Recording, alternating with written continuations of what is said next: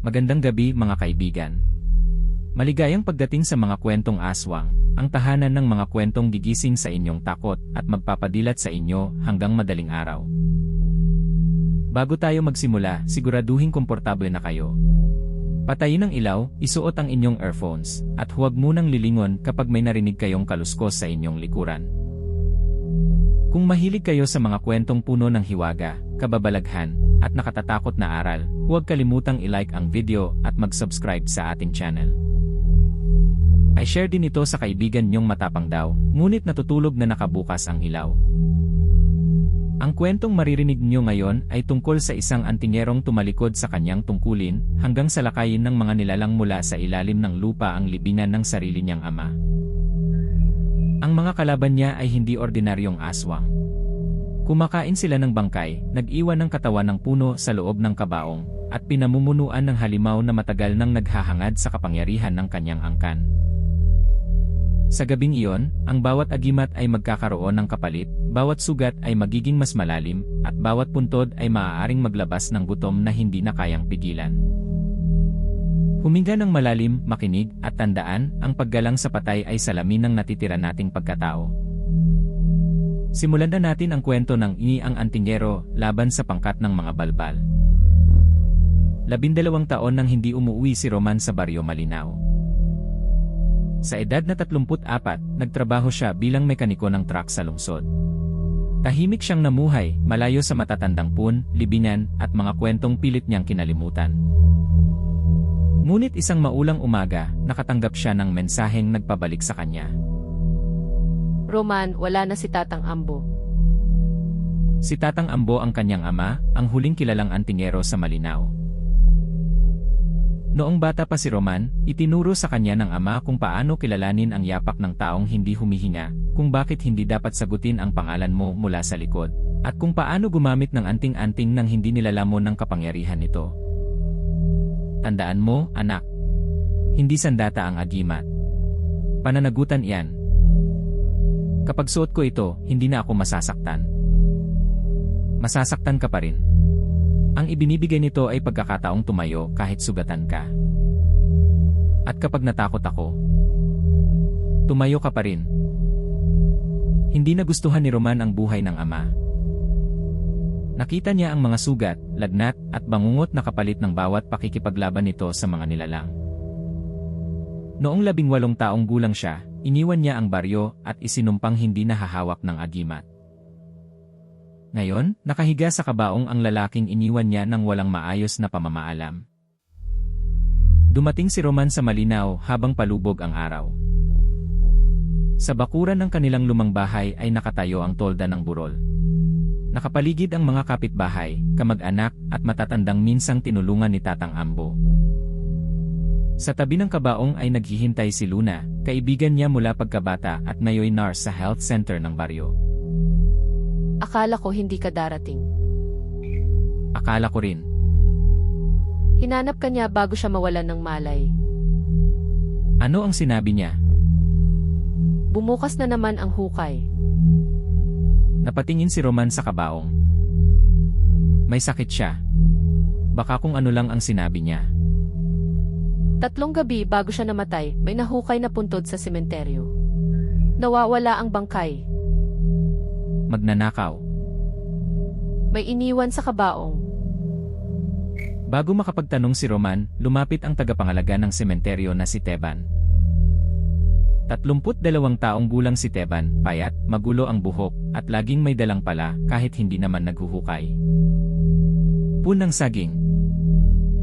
Ano? Iyon ang nasa loob ng kabaong. Binalatan, nilagyan ng damit at inayos na parang tao. Alam mo kung anong gumagawa niyan. Kwento lang ang balbal. Kung kwento lang, napakasipag naman ng nagsulat. 3 puntod na ang binuksan ngayong buwan. Bakit walang nagbantay? Nagbantay ako. At umuwi ako. Mahusay. May narinig akong umunguya sa likod ko. Tagapangalaga ako, hindi pagkain. Hindi man aminin ni Roman, alam niyang tama si Luna. Ang balbal ay nilalang na naghuhukay ng puntod upang kainin ang bangkay. Sa ilang kwento, pinapalitan nito ang ninakaw na katawan ng puno upang hindi agad mapansin ang pagkawala. At ang pinakamalaking pangkat ng mga balbal ay minsang nanirahan sa kabubatan sa hilaga ng malinaw. Ipinagmamalaki ni Tatang Ambo na siya ang nagtaboy sa mga iyon 20 taon na ang nakalipas. Kailan ililibing si Tatang? Bukas ng umaga. Bakit hindi ngayon? Huling gabi pa lamang ng burol. Huwag nating hintayin ang dilim. Ngayon ka lang naniwala. Hindi ako naniniwala. Nag-iingat lang ako. Iyan ang tawag ng matatapang sa takot. Hindi na nila nailipat ang libing. Pagsapit ng alas 11, lumakas ang ulan at hindi na madaanan ang daan patungo sa sementeryo. Isa-isang umuwi ang mga nakikiramay. Naiwan sa tolda sina Roman, Luna, Teban, at ilang matatanda. Bandang hating gabi, namatay ang mga ilaw. Brownout lang. May generator. Baka natakot din. Mula sa loob ng kabaong ay may narinig silang mabagal na pagkayod. Lumayo kayong lahat. Lumapit siya sa kabaong at inilapat ang palad sa takip. May gumalaw sa loob. Roman, patay ang tatay mo. Alam ko. Biglang bumukas ang takip. Sa loob ay hindi na bangkay ni Tatang Ambo ang nakahiga. Isa yung pinutol na katawan ng saging na binalutan ng damit ng matanda. Sa ibabaw nito ay nakapatong ang putol na mukha ng isang kambing. Kailan nila pinalitan? May tumawa mula sa bubong. Habang umiiyak kayo, pumutok ang trapal.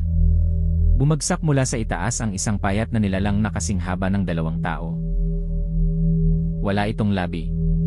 Nakalantad ang dilaw ng ngipin, mahaba ang mga braso, at may mga kukong parang kalawit. Sa bibig nito ay nakasabit ang daliri ng matandang bangkay. Diyos ko. Balbal. Anak ng antinyero. Sinugod nito si Roman. Gumilid ang lalaki ngunit nahagip ng kuko ang kanyang dibdib. Napunit ang kamiseta at bumuka ang 3 sugat mula balikat hanggang tagiliran. Bumuhos ang dugo. Tumilapon si Roman sa ibabaw ng mga upuan. Roman. Hinablot ni Teban ang pala at inihampas sa ulo ng balbal. Tumulog ang bungo ngunit hindi nabasag. Dahan-dahang lumingon ang nilalang. Hindi sapat ang pala. Ikaw ang susunod. Hindi ko gustong ma-promote. Inundayan ng balbal ang kanyang leg. Yumuko si Teban. Dumaan ang kuko sa ibabaw ng ulo at naputol ang ilang hibla ng buhok. Muling humataw si Teban. Sa pagkakataong iyon, tumama ang talim ng pala sa bibig ng nilalang at naputol ang 4 na ngipin. Pumulandit ang maitim na dugo sa mukha niya. Sabi ko na kailangan mong magpatingin sa dentista. Hinablot ng balbal ang tiyan ni Teban. Bumaon ang kuko sa balat at hinilapay taas. Nabiyak ang laman mula pusod hanggang ilalim ng dibdib. Napasigaw si Teban at bumagsak. Mabilis na pinisil ni Luna ang malalim na sugat upang hindi tuluyang bumuka. Teban, huwag kang gagalaw. Wala akong balak. Gumapang si Roman patungo sa ilalim ng kabaong. Kabisado niya ang lihim na taguan ng ama. Pinunit niya ang telang nakadikit sa ilalim at inilabas ang isang maliit na kahong kahoy. Sa loob ay may medalyong tanso na hugis mata, isang pulang pisi, at maikling gulok na may mga letrang hindi karaniwang nababasa. Ang mata ng habagat. Ang agimat na isinumpa niyang hindi na muling hahawakan. Hindi sandata ang agimat. Pananagutan iyan. Isinuot ni Roman ang medalyon. Biglang uminit ang tanso at dumikit sa kanyang dibdib na tila bagong plansa. Umusok ang balat. Naamoy niya ang sariling laman habang nasusunog ang hugis ng mata sa ibabaw ng kanyang puso. Akala ko iniwan na kita. Hindi iniiwan ng tungkulin ang taong minarkahan nito. Tinig lamang iyon sa kanyang alaala, ngunit sapat upang maibangon siya. Kinuha niya ang gulok. Huli na. Kinakain na nila ang ama mo. Hindi pa huli para sa'yo. Sumugod ang balbal. Sinalubong ni Roman ang kuko gamit ang gulok. Kumislap ang pulang pisi. Naputol ang kamay ng nilalang sa pulsuhan at bumagsak sa sahig, patuloy na gumagapang ang mga daliri. Nagsisigaw ang balbal. Sinundan ni Roman ng hiwa sa tiyan. Bumuka ang payat na katawan. Kumalat sa sahig ang mga bitukang kulay abo, kasama ang mga daliri at mata ng mga bangkay na hindi pa nito natutunaw. Ngunit hindi pa rin bumagsak ang halimaw. Inikot nito ang natitirang braso at tinamaan ang panga ni Roman. Nabali ang isang ngipin niya. Napunit ang loob ng pisngi at napuno ng dugo ang bibig. Kumapit ang balbal sa kanyang balikat at sinubukang kagatin ang leg. Itinaas ni Roman ang gulok sa pagitan nila. Itinusok niya yon mula ilalim ng baba. Tumagos ang talim sa dila, ngalangala, at bungo ng nilalang. Hinilan niya ng pahilis. Nabiyak ang mukha ng balbal hanggang kaliwang mata. Kumislot ang katawan bago bumagsak sa ibabaw ng katawan ng saging. Umusok ang bangkay at naging bunto ng basang lupa, buhok at mga buto. Bumalik ka na talaga. Hindi. Kukunin ko lang si Tatang. Pagkatapos, alis ulit ako. Maaari bang pagkatapos ko tahiin? Mabilis na ginamot ni Luna ang sugat ni Teban. Hindi tinamaan ang bituka, ngunit mahaba at malalim ang hiwa sa tiyan. Habang tinatahi, kumagat si Teban sa hawakan ng pala upang hindi sumigaw. Ilan ang tahi? 14. Maaari bang gawing 13? Malasang 14. Baligtad. Kaya pala ako nasugatan. Sa mga butong iniwan ng balbal, may natagpuan si Roman na piraso ng telang mula sa damit ni Tatang Ambo. Basa yon ng sariwang dugo. Hindi pa nila kinakain ang buong katawan. Paano mo nalaman? Kapag kinain ng balbal ang bangkay, nawawala ang anumang bakas ng dugo. Dinadala nila si Tatang sa pugad. Bakit pa nila dinala? Dahil antingero siya. Sa lumang tala ni Tatang Ambo, nabasa ni Roman ang tungkol sa pinuno ng mga balbal na nagngangalang Uragan. 20 taon na ang nakalipas, pinutol ni Tatang Ambo ang dila nito at isinara ang pangkat sa hukay ng walang pangalan. Ngunit bago makulong, nangako si Uragan na kakainin nito ang puso ng matanda at kukunin ang kapangyarihan ng mata ng habagat. Hindi katawan ni Tatang ang habol nila. Ang kapangyarihan niya. Nasa iyo ang agimat. Isa lamang ito sa 3. Ang mata ng habagat ay nagbibigay ng lakas upang makita at masaktan ang mga nilalang sa dilim. Ang pako ng lupa ay pumipigil sa mga patay na muling bumangon. At ang dila ng apoy ang tanging kayang sumunog sa pugad ng balbal. Dala ni Tatang Ambo ang 2 nang mamatay siya. Kapag nakuha nila ang mga iyon, hindi na sila kakailanganing magtago sa gabi. Ibig sabihin, maaari silang kumain ng bangkay sa tanghali. Maaari na silang kumain ng buhay. Hindi magandang panahon para mabuhay sa baryong ito. Hindi pumayag si Luna na maiwan. Hindi ito trabaho ng nurse. kapag nasugatan ka, tatawag ka rin ng nurse. Maaari kang mamatay. Maaari rin akong mamatay kapag hinayaan nating lumabas ang mga iyon. Sasama rin ako.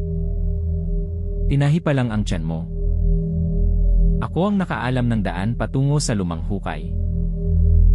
Maaari mo kaming ituro. At pagkatapos, hihintayin kong bumalik ang mga balbal para tapusin ang hiwa. Hindi mo kayang lumaban. Hindi ko rin kayang matulog. Pareho lang. Bago umalis, binalikan ni Roman ang lumang silid ng ama. Sa ilalim ng sahig ay nakita niya ang kahong punang asin, bawang, pulang tela, at mga lumang sulat. Sa pinakailalim ay may liham na para sa kanya. Roman, kung binabasa mo ito, nabigo akong tuluyang isara ang hukay. Huwag mong hanapin ang katawan ko dahil lamang ama mo ako. Hanapin mo ako kung handa kang iligtas ang mga taong hindi mo kilala. Ang agimat ay hindi sumusunod sa galit. Kapag paghihiganti ang pinakain mo rito, ikaw ang una nitong susunugin. Napahawak si Roman sa medalyon. Hanggang sa huli, inuutosan mo pa rin ako. Ngunit itinago niya ang liham sa kanyang dibdib. Bago mag-alas 2 ng madaling araw, pumasok silang tatlo sa sementeryo. Nagkalat ang mga sirang kabaong. Nakabukas ang mga puntod, at sa bawat isa ay may nakahigang pinutol na katawan ng saging.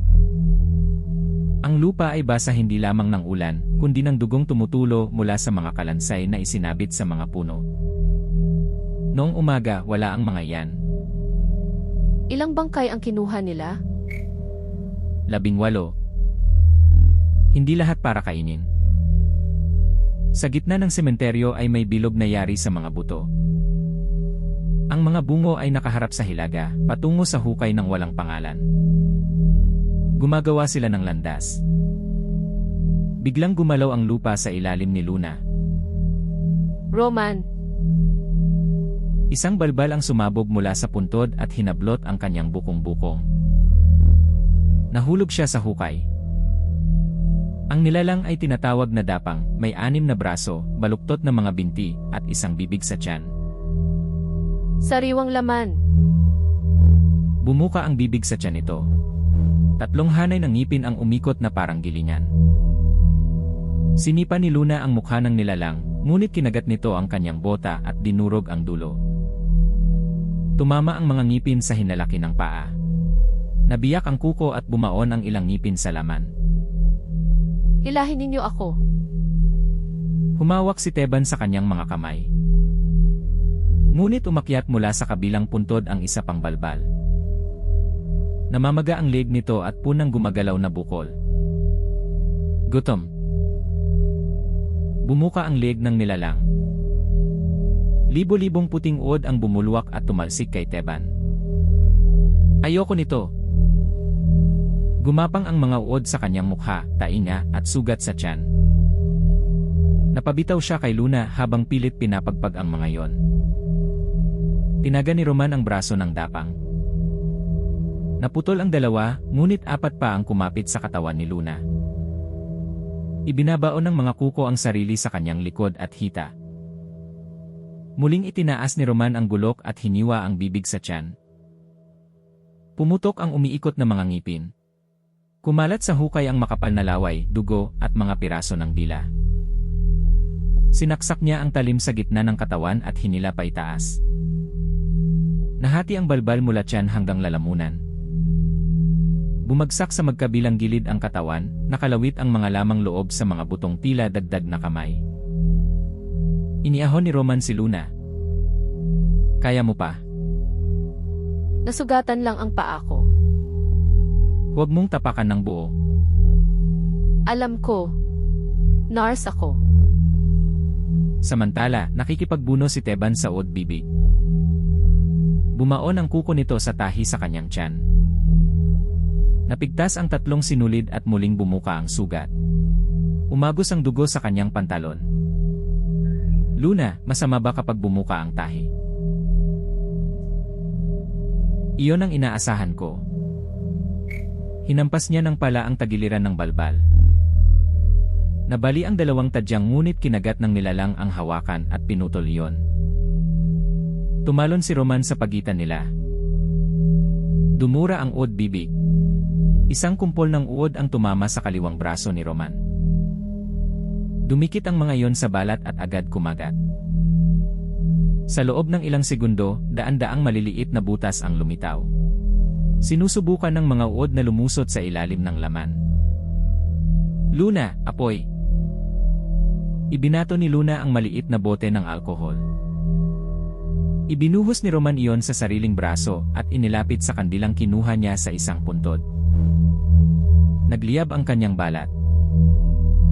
Kumislot at pumutok ang mga uod. Umalingasaw ang amoy ng nasunog na balat at bulok na laman. Pinatay niya ang apoy gamit ang basang lupa. Namula at nagbalat ang buong braso, ngunit wala nang gumagapang sa loob. Sumugod muli ang balbal. Sinalo ni Roman ang panga nito gamit ang nasunog na braso at ibinaon ang gulok sa namamagang leeg. Pumutok ang mga bukol. Kumalat ang nana, dugo at mga uod sa mukha niya. Pinihit niya ang talim at hinila pahalang. Naputol ang leeg. Gumulong ang ulo sa ibabaw ng isang puntod habang patuloy na bumubuka at sumasara ang bibig. Napatay nila ang dalawang balbal, ngunit mula sa kabubatan ay may narinig silang 5 magkakaibang ungol. 2 ang nawala. 3 ang dumating. Sapat ang palitan. Ang tinig ni Uragan ay hindi nagmula sa iisang direksyon. Umalinggaw iyon mula sa loob ng lahat ng bukas na puntod.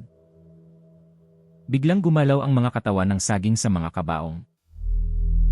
Tumayo ang mga iyon na parang mga taong bagong gising. Mula sa pinutol na leeg ay tumubo ang maiitim na ugat, at sa pagitan ng mga hibla ay bumuka ang maliliit na bibig. Roman, halika sa hukay. Naghihintay ang ama mo. Dapat ba nating patayin ang mga yan? Hindi. Panakot lamang. Tumalo ng isang katawan ng saging kay Luna. Iwinasiwas niya ang hawak na flashlight at naputol ang malambot nitong ulo. Gumagana ang panakot. Nagkamali ako. Daan-daang ugat ang gumapang mula sa mga kabaong. Pumulupot ang mga iyon sa mga bukong-bukong nila at sinubukang hilahin sila patungo sa mga puntod. Ginamit ni Teban ang putol na pala upang tagain ang mga ugat. Sa bawat hiwa ay tumutulo ang malapot na dagta na kulay dugo. Kapag nakaligtas ako, hindi na ako kakain ng ginataang puso ng saging. Iyan talaga ang inaalala mo. Kailangang may plano pagkatapos mabuhay. Itinaas ni Roman ang mata ng habagat. Nagliyab sa pula ang medalyon. Ang lahat ng ugat na tinamaan ng liwanag ay natuyo at naging abo. Bumagsak ang mga huwad na katawan at bumalik sa ordinaryong puno. Sa hilaga tayo. Sinundan nila ang bilog ng mga bungo patungo sa masukal na bahagi ng kabubatan. Bago tuluyang lumayo sa sementeryo, tinahin ni Luna ang muling bumukang sugat ni Teban. Walang pampamanhid. Sa bawat pasok ng karayom ay naninigas ang panga ng lalaki. Gaano karami ngayon? 21. Parang tumataas ang marka ko. Kapag bumuka ulit iyan, hindi na kita madadala ng buhay. Hindi na bubuka. Paano mo sisiguraduhin? Hindi na ako magpapakagat. Napakagandang plano. Binalutan ni Luna ang nasunog na braso ni Roman at tiningnan ang mga sugat sa dibdib nito. Malalim ang mga hiwa. Kailangan mong maospital. Pagkatapos, maaaring wala ng pagkatapos kung patuloy kang mawawala ng dugo. kapag iniwan natin ang mga balbal, mas maraming mawawalan. Iyon ang unang pagkakataong narinig ni Luna kay Roman ang tinig ni Tatang Ambo. Hindi na lamang ama niya ang hinahabol ng lalaki. Sa gitna ng kagubatan ay natagpuan nila ang isang hukay na walang lapida, krus, o pangalan. Pabilog ang bunganga at napakalalim.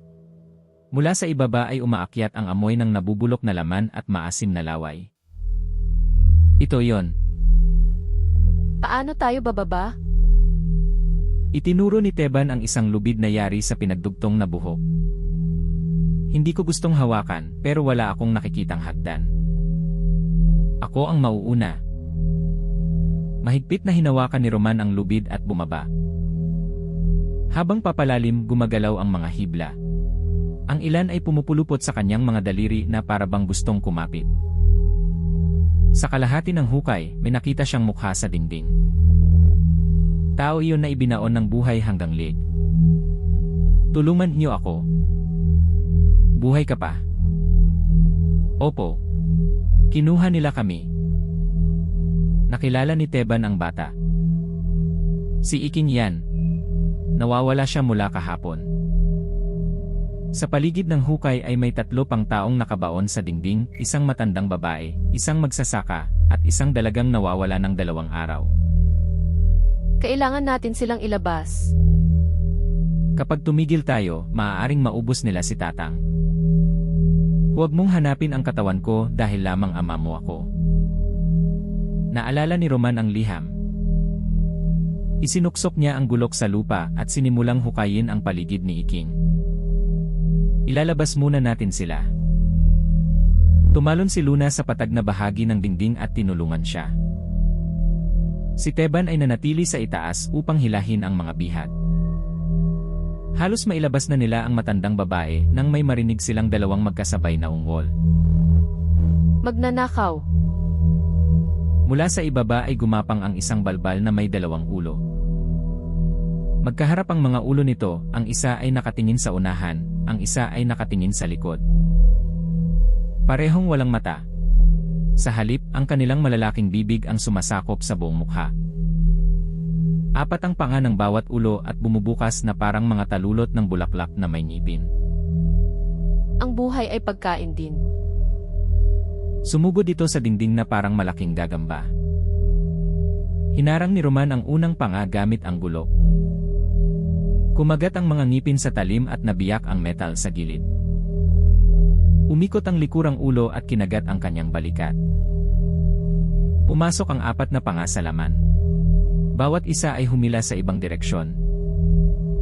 Napunit ang balat at kalamnan na tila hinati ng 4 na kawit. Luna, ilabas ang mga bihag. Mag-isa ka laban dyan. Hindi sila makakatakbo kung hindi natin sila alisin sa dingding. Hinampas niya ng siko ang ulo ng balbal. Bumitaw ito ngunit naiwan ang ilang ngipin sa sugat. Mabilis na hinila ni Roman ang pulang pisi mula sa kahon ng ama at ipinulupot sa 2 liig ng nilalang. Umusok ang balat ng kambal panga. Sumigaw ang 2 ulo sa magkaibang tono. Sinipa ni Roman ang dibdib nito at hinigpitan ang pisi. Unti-unting bumaon ang hibla sa leg. Naputol ang mga ugat at litid.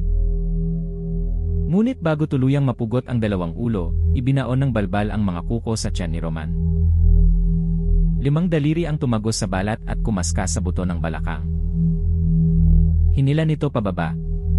Bumuka ang sugat hanggang singit at umagos ang mainit na dugo sa hita. Napahiyaw si Roman ngunit hindi binitiwan ang pisi. Hinakbang niya ang isang paa sa dibdib ng nilalang at buong lakas na humila. Sabay na napigtas ang 2 liig. Gumulong ang mga ulo sa magkabilang panig ng hukay.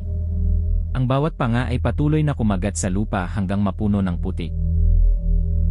Ang katawan ay nahulog sa ibaba, sumalpok sa mga bato, at nabiyak ang likod. Tumakbo si Luna kay Roman. Humiga ka. Ang mga bihag muna. Mamamatay ka kapag hindi ko pinigil ang dugo. Hindi tatamaan ang malaking ugat. Nurse ako. Huwag mo akong turuan kung saan ka maaaring maubusan ng dugo. Pinisil ni Luna ang sugat at binalutan ng mahigpit ang baywang. Masakit ang bawat hinga ni Roman. May ilang ngipin pa ring nakabaon sa balikat, ngunit wala silang oras bunutin ang mga yon. Nayahon nila ang 4 na bihag. Ibabalik ko sila sa sementeryo.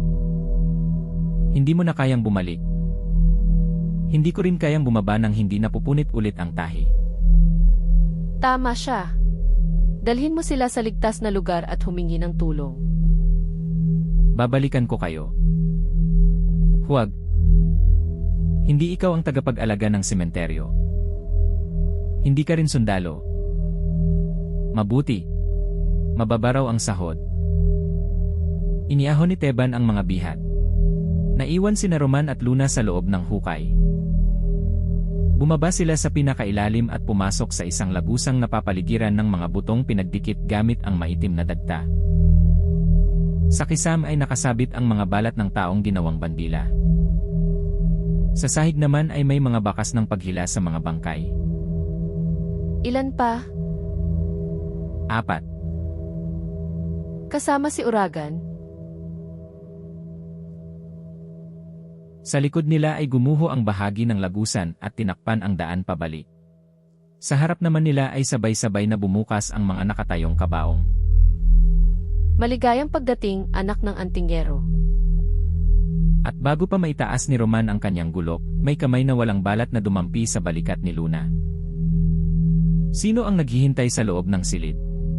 Nasaan ang tunay na katawan ni Tatang Ambo?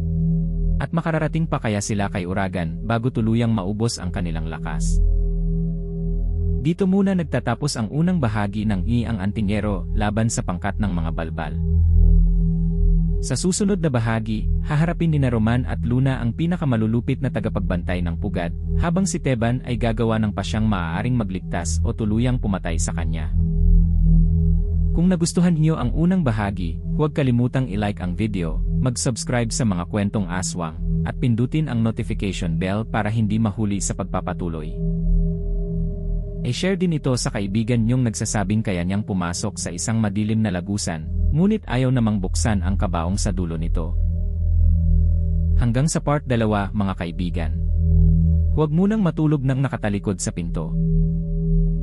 Baka hindi katok ang susunod ninyong marinig, kundi mga kuko ng balbal na naghahanap ng daan papasok.